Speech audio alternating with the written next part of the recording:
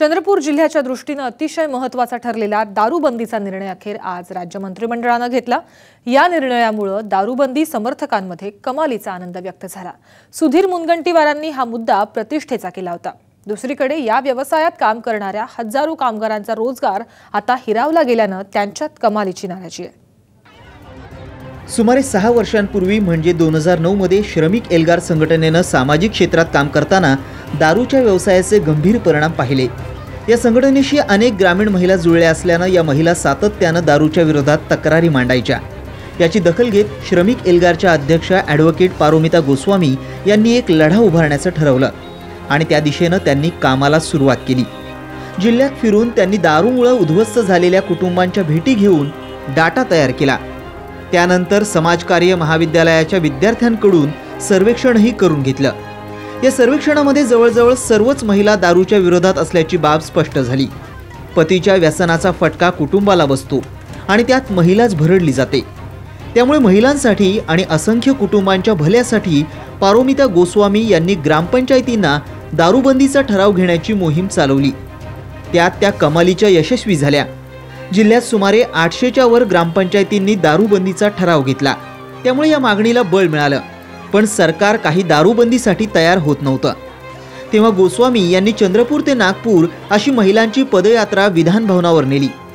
तेव्हा तत्कालीन गृहमंत्री आर पाटील यांनी दखल घेतली आणि राज्य शासनाने या संबंधीचा अभ्यास करण्यासाठी तत्कालीन पालकमंत्री संजय देवतळे यांच्या नेतृत्वात समिती स्थापन केली। या समितीने 2012 मध्ये आपला अहवाल शासनाला सादर केला, पण त्यानंतरही दारूबंदी होत नव्हती। तेव्हा पुन्हा एकदा पारोमिता आणि त्यांच्या सहकारी महिलांनी केशवपन आंदोलन करून शासनाचा निषेध केला। या मुद्द्यावर जेव्हा सुधीर मुनगंटीवार पुढे आले तेव्हा श्रमिक एल्गार संघटनेने त्यांना बल्लारपूर विधानसभा क्षेत्रात आपला पाठिंबा जाहीर केला। झालेल्या विधानसभा निवडणुकीत मुनगंटीवारांना महिलांनी भरभरून मतं दिली। याच निवडणुकीत मुनगंटीवारांनी दारूबंदी करण्याची प्रतिज्ञा जाहीरपणे केली। आता सरकार त्यांचंच असल्याने त्यांच्यावरील दबाव वाढू लागला होता, प्रतिष्ठा पणालाही लागली। त्यामुळे त्यांनी जोपर्यंत दारूबंदी करणार नाही तोवर शासकीय निवासस्थानी पाय ठेवणार नाही अशी प्रतिज्ञा 8 दिवसांपूर्वीच घेतली होती। आज ही प्रतिज्ञा पूर्ण करण्याचा दिवस उजाडला। मी आनंदी आहे। हा निर्णय होऊ नये म्हणून मग निनावी पत्रही आ गए, जीवे मारण्याच्या धमक्या आ गया। पण मग माहित आहे की मुदई आँख बुरा चाहे तो क्या होता है, वही होता है जो मंजूर खुदा होता है। जे जनतेच्या मनात असेल ते पूर्ण करण्यासाठी मी राजकारणात आहो। राजकारणात मी माझ्यासाठी माझ्या फायद्यासाठी कधी जागू नये। आज राज्य मंत्रिमंडळाने दारूबंदीच्या निर्णयावर शिक्कामोर्तब करताच चंद्रपूर जिल्ह्यात आनंदाला उधाण आलं। ठिकठिकाणी फटाके फोडून या निर्णयाचं स्वागत करण्यात आलं। भाजप कार्यकर्त्यांनी मुनगंटीवारांच्या घरासमोर आणि गांधी चौकात फटाके फोडून आनंद व्यक्त करतानाच मुनगंटीवारांच्या यशाचे नारे लगावले। राज्य शासनाला दारूबंदीचा निर्णय घेण्यास भाग पाडण्यात मुनगंटीवारांना आलेलं यश हे त्यांचं राजकीय महत्त्व विशद करणारं ठरलंय। पण ज्यांनी या मुद्द्यावरून जिल्हा पेटवला त्या ॲडव्होकेट पारोमिता गोस्वामी यांचीही भूमिका अतिशय महत्त्वाची आहे।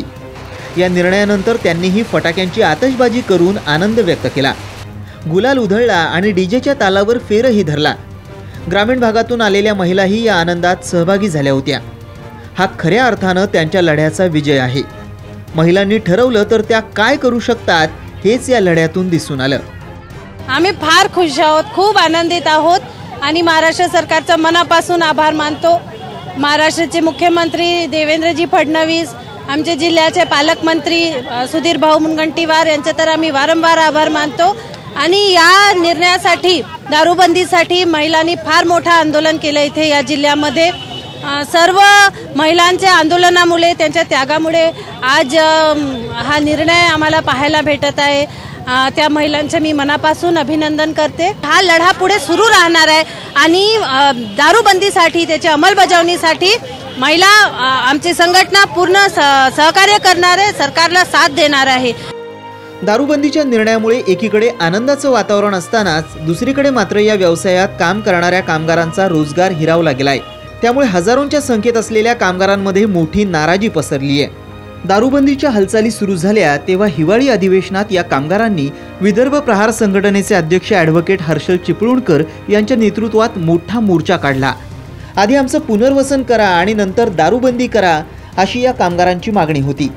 पण असं काहीही झालेलं नाही। त्यामुळे या कामगारांना न्याय मिळवून देण्यासाठी कामगार संघटनेचे अध्यक्ष ॲडव्होकेट हर्षल चिपळूणकर यांनी नागपूर खंडपीठात याचिका दाखल केली आहे। याचिकेच्या माध्यमातून या निर्णयाला स्थगिती मिळवण्याचा दारू विक्रेत्यांचा प्रयत्न आहे। व्यवसायाला टाळ लागणार असल्यानं व्यावसायिकांमध्ये मोठा असंतोष पसरला असून विक्रेते आणि कामगारांवर अन्याय करणारा हा निर्णय असल्याचं त्यांचं म्हणणं आहे। यासाठी दारू व्यावसायिकांच्या बैठका झडतायत आणि यातून पुढची रणनीती आखली जातीये। चंद्रपूर जिल्ह्यामध्ये दारूबंदी करायची काही आवश्यकता नव्हती मला असं वाटते, कारण की चंद्रपूर जिल्ह्यामध्ये असा कोणताही अनुचित प्रकार घडला नाही। पुढचं पाऊल आमचं हेच राहणार आहे की आम्ही सर्व असोसिएशनचे लोक एकतर हायकोर्टाचा दरवाजा खटखटावू आणि हायकोर्टाने आम्हाला दाद दिली नाही तर आम्ही सुप्रीम कोर्टात जाणार आहोत। राज्यात दारूबंदी होणारा चंद्रपूर हा तिसरा जिल्हा आहे। चंद्रपूर जिल्ह्यात दारूबंदीचा निर्णय झाला असला तरी त्याची काटेकोरपणे अंमलबजावणी होणंही तितकंच गरजेचं आहे।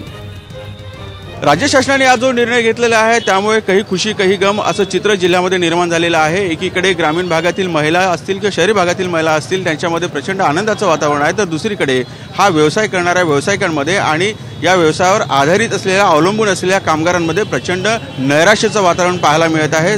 ते चीड आणि असंतोष व्यक्त होत आहे। त्यामुळे एकीकडे आनंदाचं वातावरण असताना दुसरीकडे मात्र कामगारांमध्ये प्रचंड नाराजीचं वातावरण इथे निर्माण झालेलं आहे। हा एक कॉन्ट्रास्ट भाग या दारूबंदीच्या निर्णयानंतर जिल्ह्यामध्ये निर्माण झालेला आहे।